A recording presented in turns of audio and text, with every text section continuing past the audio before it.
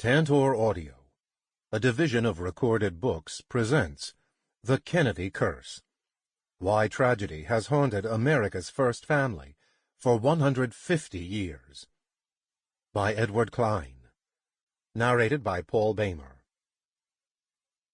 Introduction. An Ill-Fated House. It was an ill-fated house.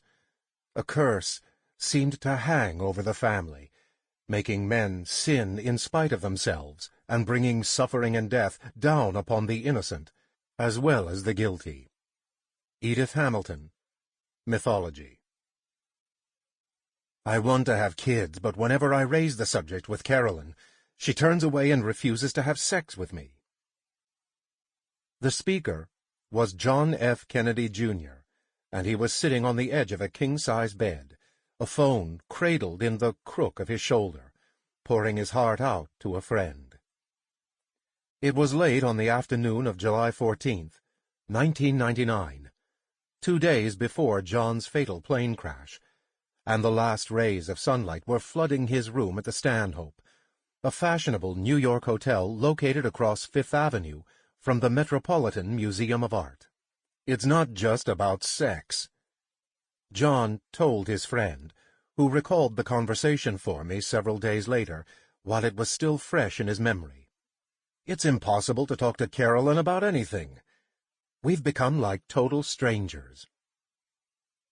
For a moment, the words choked in John's throat, and his friend could sense his struggle to regain his composure.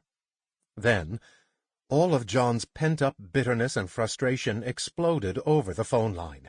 "I've had it with her," he said. "It's got to stop, otherwise we're headed for divorce." 1,000 days had passed since John exchanged wedding vows with Carolyn Bessette on a wild, unspoiled island off the coast of Georgia. And during that time, the truth about their troubled marriage had been kept a well-guarded secret.